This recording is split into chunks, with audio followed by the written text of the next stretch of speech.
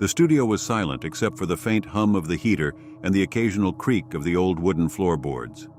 Sam sat hunched over her desk, her fingers gripping a pencil so tightly it threatened to snap. Her creative block had persisted for months, an unrelenting void that consumed her every waking thought. The pressure of an upcoming gallery deadline weighed heavily on her.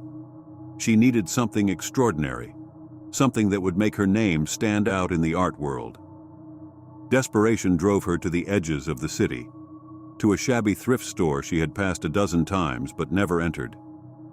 The place smelled of mildew and dust, the air thick with forgotten memories.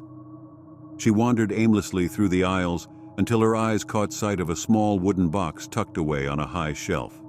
Its intricate carvings, a pattern of swirling vines and flowers, seemed to pulse faintly under the dim fluorescent lights. When she opened it, she found tubes of paint nestled inside, their labels faded and written in a script she didn't recognize. The pigments were vibrant and alluring, the colors seemingly alive. An elderly shopkeeper appeared suddenly at her side, his voice gravelly and laced with unease. "That set belonged to an artist long ago. They said the paints were special, but they come at a price." Sam waved off his cryptic warning. She paid for the box and left, her excitement overshadowing the strange tension she had felt in the shop. Back in her studio, she wasted no time setting up her easel and preparing a blank canvas. The moment she squeezed the first tube of paint, a deep, rich crimson, onto her palette, she felt a strange energy course through her hand. The color shimmered unnaturally in the dim light. She dipped her brush into it and began to paint. Her strokes were fluid, almost as if her hand was guided by an unseen force. Hours passed in a blur, and when she finally stepped back, she gasped. The painting was breathtaking, a vivid depiction of a park bathed in the golden glow of a setting sun. A couple walked hand in hand along a path, their faces serene. The level of detail was astonishing, far beyond anything Sam thought herself capable of. She felt a surge of triumph. Finally, her creativity had returned. The next morning, she was jolted awake by a news alert on her phone. A photo accompanied the headline, a park scene eerily identical to her painting. But the article wasn't about beauty or tranquility. It reported a tragic incident. The couple she had painted had been found dead in the park, their bodies discovered at sunset. Sam's blood ran cold. It had to be a coincidence, she thought, though the knot of unease in her stomach said otherwise. She returned to her studio, determined to paint again. This time, the strokes felt darker, heavier. The resulting image was unsettling. A man cowering in an alleyway, a shadowy figure looming behind him. The following day, another news report confirmed her fears. A man had been murdered in an alleyway, his expression frozen in terror, exactly as she had painted. Sam's hands trembled as she stared at the television screen. The paints weren't just inspiring her, they were predicting or causing terrible events. She locked the wooden box away, vowing never to use it again, but the pull was irresistible.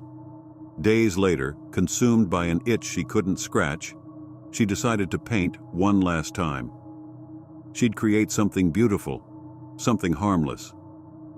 As she worked, the color seemed to grow brighter, more vibrant. Her brush moved faster, as if controlled by an external force. When the painting was complete, she froze. It was a chilling scene, her studio in ruins, shattered glass, and spilled paint everywhere. In the center of the chaos was her own body, lifeless, sprawled on the floor. Panic consumed her. She tried to destroy the painting, but the canvas resisted every attempt. Fire wouldn't scorch it, knives couldn't tear it. The paint seemed to hum with a sinister energy, their vibrancy mocking her efforts. That night, the air in her apartment grew thick and oppressive. The studio door creaked open on its own, revealing the painting glowing faintly in the darkness. The figure in the painting, her own likeness, began to move. It turned its painted head, its eyes locking onto her. She felt the weight of its gaze, an anchor dragging her into despair. The whispers began soon after, soft and faint, growing louder as the hours stretched on. The next morning, her landlord entered the apartment after neighbors complained of screams in the night. The studio was a disaster, paint splattered across the walls, the easel overturned. On the desk sat the wooden box, the paint tubes neatly arranged as if they had never been touched. But Sam was gone. In her place was a new painting hanging on the wall, a hauntingly lifelike depiction of the studio, with her figure standing at the door, forever trapped in oil and canvas. The landlord felt a chill as he left the room, unaware that the faint whispers coming from the painting had just begun to call his name.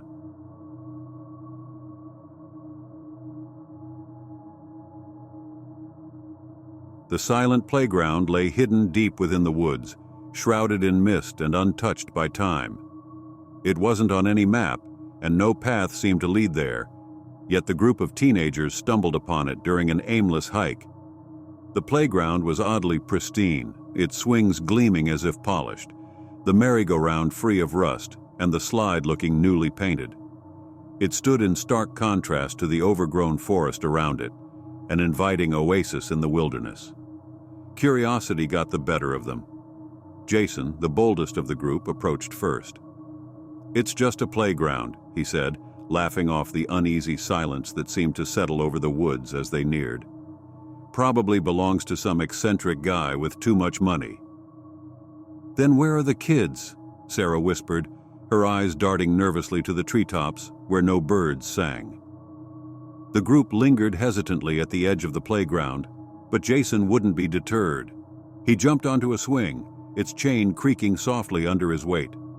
"Come on, live a little," he called out, pumping his legs and rising higher. "This is awesome." As he swung, the others began to hear it, a faint sound, just at the edge of perception. Laughter. Soft, high-pitched, and echoing as if coming from far away. At first they thought it might be the wind, but the laughter grew louder, more distinct. It wasn't cheerful. It carried a sinister undertone that sent chills down their spines. "Jason, stop," Emma said, her voice trembling. "Something's wrong." But Jason didn't listen. He was too busy enjoying the strange weightlessness of the swing, oblivious to the growing dread around him. It was only when the laughter became a cacophony, joined by the sound of small, running footsteps, that he finally slowed and jumped off. The swing, however, didn't stop moving. It swayed back and forth as if an invisible child had taken his place. "What the hell?" Jason muttered, stepping back. The laughter abruptly stopped. The air grew thick, oppressive. The temperature dropped, and the group's breath became visible in the suddenly cold air. The merry-go-round began to spin on its own. The slide creaked as though someone was climbing it, and the sandbox started to shift, as if unseen hands were digging. "We need to leave," Sarah whispered, clutching Emma's arm. But the forest around them had changed. The path they had followed was gone, replaced by an impenetrable wall of trees. The playground equipment moved more violently now, the swing chains rattling, the merry-go-round spinning at a dizzying speed.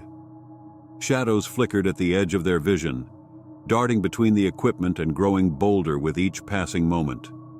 "Who's there?" Jason shouted, his bravado crumbling. His question was answered by a chilling voice that seemed to come from all directions at once. "Stay and play." Panic set in. The group tried to run, but their movements were sluggish, as though the very air was resisting them. Emma tripped, and when the others turned to help her, they froze. Standing behind the slide was a small figure, a child, no older than 8, with pale skin and hollow eyes. She pointed at the swings, where another figure now sat, its head lolling unnaturally to the side. "They're everywhere," Sarah whimpered, tears streaming down her face. The teenagers huddled together, their terror mounting as more figures appeared, stepping out from the shadows of the equipment. They were children, but wrong, broken, twisted, their limbs bent at impossible angles. Their hollow eyes glowed faintly as they began to close in, their footsteps crunching on the gravel in perfect unison. Jason grabbed a broken branch from the ground, brandishing it like a weapon. "Stay back!" he shouted, but the figures only laughed, their voices echoing eerily. One of them pointed to the swings, which had begun to move again. "Your turn," the childlike voice whispered.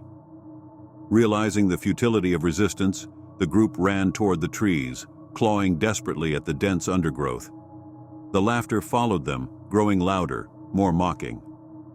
Jason was the first to disappear, his scream cut short as he was dragged back into the playground by unseen forces. The others didn't dare look back. By the time Emma and Sarah found their way out of the woods, they were alone.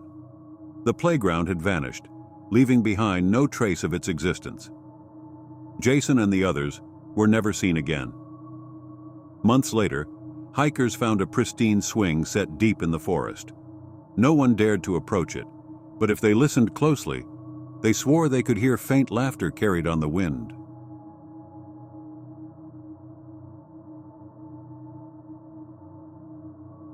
The cabin sat deep in the woods, an inviting yet isolated escape from the chaos of daily life. A group of friends, Tom, Claire, Anna, Mark, and Jenny, had planned this trip for weeks, eager to enjoy a weekend of peace, hiking, and late-night conversations under the stars. The winding road to the cabin, lined with towering pines and shrouded in mist, had been unnerving, but the group laughed it off as they unloaded their bags. The first evening was spent settling in. The cabin was rustic but charming, with creaky floorboards and a massive stone fireplace that crackled with warmth. After dinner, Tom wandered out to the porch for fresh air and made a discovery that would set everything in motion: an old telescope. "Hey, check this out!" he called to the others. The group gathered around as Tom polished the lens and peered through it. "Wow, this thing is ancient," he said, adjusting the focus. "But it works perfectly. You can see forever." Curiosity piqued. Each friend took a turn.